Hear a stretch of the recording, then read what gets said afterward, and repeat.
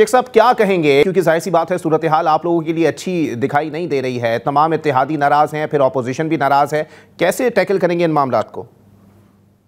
बिस्मिल्लाहिर्रहमानिर्रहीम। पाकिस्तान की जो हमारा पार्लिमानी सिस्टम है उसमें देखिए ना, जो इलेक्शन हुए उसमें किसी एक पार्टी को तो अक्सरियत मिली नहीं है, कोई भी मेजॉरिटी इलेक्शन में नहीं हुई। तो ये सिस्टम में ये तो है ही कि आपको मेजॉरिटी रखनी होती है। अब मैं बताऊं कि पिछले 9 महीने में जो हमारी हुकूमत आई है उसमें कितनी तब्दीलियां हुई हैं, सब पॉजिटिव फैक्टर्स हैं। मसलन मैं आपको बता रहा था कि इकानमी हमारी बेहतर हुई है। हमारे यहाँ इन्फ्लेशन, सबसे पहले तो जो महंगाई थी वो 38% चल रही थी, जो ये अक्टूबर में 5% से भी कम महंगाई का आया है, जो आई है लेटेस्ट खबर। तो ये एक बड़ी अच्छी पाकिस्तान के लिए खबर है कि लोगों को महंगाई से बहुत ज्यादा तकालीफ थी।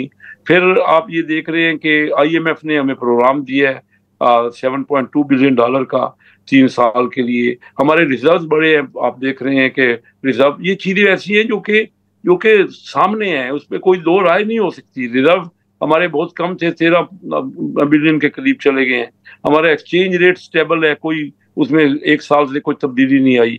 हमारे यहाँ एक्सपोर्ट बढ़ रही है, रेमिटेंस की फिगर बढ़ रही है, तो ये चीजें, और IT की एक्सपोर्ट बढ़ रही है। फिर देखिए, ये चीजें, ये हुकूमत बड़ी मेहनत से मियाँ शहबाज शरीफ साहब की सरबराही में मेहनत से काम कर रहे हैं। अब मुल्क को तो यही आम लोगों का बेनिफिट है कि होगा तो सब। अब अगर इस सिलसिले में भी इसको रोकने की साजिशें हो रही हैं और अगर कोई पार्टियां इसमें कोई प्रॉब्लम कर रही हैं, तो ये तो अब मुल्क के लिए के मफाद में तो नहीं है। हमने तो अपनी तरफ से पूरी कोशिश करके इसको बेहतरी की तरफ ला रहे हैं। बाकी ये जो आपने कहा कि PTI तो पहले दिन से नेगेटिव पॉलिटिक्स ही करती रही है। वो तो IMF को कहती है कि आप कर्जा न दो, वो तो अब सिविल नाफरमानी जैसी बात पे भी आ गई है। कोई सोच सकता है कि सिविल नाफरमानी अपने मुल्क में इस तरह की तजवीज की जाए कि आप रेमिटेंस ना करें? मैं समझता हूँ कि ये ऐसी बातें हैं जो पॉसिबल भी नहीं है और जो होना मुमकिन नहीं है। लेकिन वो शेख उनका साहब, आपको इत्तेहादियों को मनाना भी जरूरी है, क्योंकि अगर पीपल्स पार्टी का तो वाज़ेह स्टांस है कि अगर मईशत अच्छी हो रही है तो हुकूमत को आइन शिकनी का इख्तियार नहीं मिल जाता।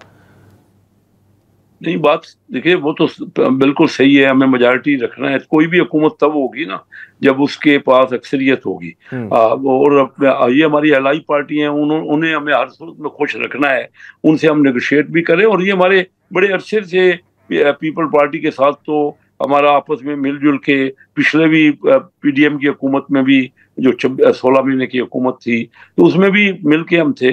तो ये जरूरी है, आप सही कह रहे हैं। और पीपल पार्टी की अपनी, उनकी भी देखिए ना, सिंध में उन्होंने बहुत बड़ी अक्सरियत हासिल की है और वो एक डेमोक्रेटिक पार्टी है। और उन्होंने हमें अगर ज्वाइन नहीं किया मिनिस्ट्रीज में, तो हमें उन्होंने साथ दिया है। उनकी सपोर्ट के बगैर हुकूमत नहीं चल सकती, ये मैं आपसे पूरी तरह मुतमईन हूँ। और हम उनको बिल्कुल, बात, हमारी कमेटी भी बनी हुई है और आपस में बातचीत हो रही है। कहीं कोई इख्तलाफ राय है तो उसको हम सॉर्ट आउट कर रहे हैं और करेंगे, ये जरूरी है, ताकि ये जो कंटिन्यूड जो जो डेवलपमेंट का दौर है वो चलता रहे, वो तरक्की का दौर। उसमें क्रेडिट पीपल पार्टी को भी जाता है कि वो भी हुकूमत के साथ है। और मुस्लिम लीग तो इसके लिए काम कर ही रही है, बाकी पार्टियां भी, हमारी जो एलाई पार्टी है MKM, उनका भी साथ है। तो आपने दुरुस्त कहा, हम पूरी कोशिश कर रहे हैं। और हमें हुकूमत ने जो जो डेवलपमेंट हो रही है, जो तरक्की हो रही है, वो सब की साझी है, मिलजुल के है, मुल्क के लिए फायदेमंद है। और हम उनको साथ अपने रख के, अगर कोई ऐसा उनको शिकायत है तो उसको हर सूरत में हम दूर करने की कोशिश करेंगे, ताकि ये तरक्की का सफर जारी रहे। और बड़े अरसे बाद ये 2022 में देखिए जो छोड़ा गया था, PTI ने हुकूमत छोड़ी थी, तो हमारे यहाँ तो इंपोर्ट और एक्सपोर्ट का गैप हाईएस्ट एवर था। इसी तरह जो बजट डेफिसिट था वो भी हाईएस्ट एवर था। तो और IMF ने इनकार कर दिया था आपका कर्जा देने के लिए, तो उन्होंने कोई बड़ा मेस करके छोड़ा था। और अब लेकिन शेख साहब, ये भी वाज़ेह है कि मुश्तरका मफादात काउंसिल का इजलास क्यों नहीं बुलाया जा रहा, इस पर हुकूमत का स्टांस भी तो कुछ होना चाहिए ना। जो बातें हैं, देखिए, जो मेरिट पे है उससे बिल्कुल आपस में गौर करके होना चाहिए, इसमें कोई दो राय, हम सब मिलके ही। ये क्या लगता है आपको, क्यों नहीं हो रहा? कोई वजह होती है हुकूमत के अंदर, आप वफाकी वजीर हैं। नहीं, ये अभी बात हुई है, इसका इस पे गौर हो रहा है।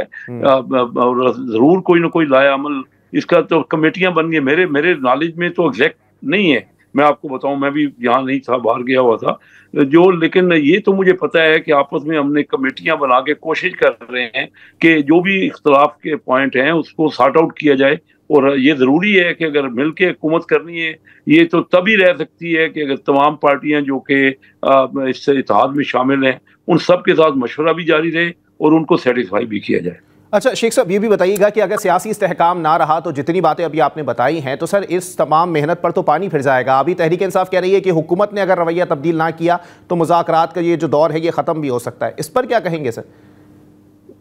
देखिए, तहरीक इंसाफ तो पिछले 10 साल से नेगेटिव पॉलिटिक्स कर रही है। वो तो मुल्क के को नहीं, ये नहीं देख रही कि मुल्क कैसे आगे बढ़ेगा। उनकी अपनी हुकूमत 12 साल से केपीके में है। वहां देख लीजिए कोई बेहतरी आई, कोई लॉ एंड ऑर्डर बेहतर हो गया, कोई एजुकेशन में इम्प्रूवमेंट हो गई, कोई सेहत के मामलात की बेहतरी आ गई।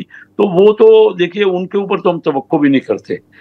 हम तो ये तवक्को करते हैं कि हमने मिलजुल के लोगों को जो है वो उनकी सहूलत देखनी है, कैसे महंगाई का दूर करनी है, कैसे लोगों को जॉब मिलने हैं।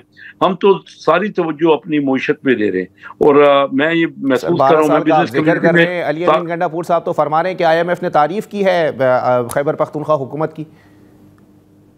अब ये तो आप सब जानते हैं कि जो हालत 2022 में छोड़ी, जो इन्होंने कमिटमेंट्स की IMF से, इसमें कोई अली अमीन गंडापुर साहब कह रहे तो गलत कह रहे हैं। जो इन्होंने कमिटमेंट करके IMF से जो प्रोग्राम को डिसकंटिन्यू किया गया, और इन्होंने तो तय किया था कि हम जो ऑयल पे जो जिस तरह इंपोर्ट पे जो उस पे हम जो लेवी लगाएंगे वो इन्होंने नहीं लगाई, कमिटमेंट ही पूरी नहीं की। तो IMF तो नाराज हो गई, बड़ी मुश्किल से उनको मनाया गया। पाकिस्तान तो डिफॉल्ट की सूरत हाल, और ये कोई हर एक को पता है, पूरी दुनिया के मैगजीन आपको कह देंगे, हर किसी को, पाकिस्तान का मीडिया आपको बता देगा, और हर एक जानता है कि पाकिस्तान की ज़र मुबादला के ज़राए कितने ज़खायर कम हो गए थे। हम डिफॉल्ट की सूरत हाल से दो चार थे। और अब यहाँ शहबाज शरीफ साहब की हुकूमत ने सब पूरी फुल एफर्ट करके IMF के साथ एक नया समझौता किया है। उसके बाद से हम इम्प्रूवमेंट कर रहे हैं। देखिए, ये मामूली बात नहीं है कि 38% से महंगाई 5% तक नीचे सतह पे चली गई।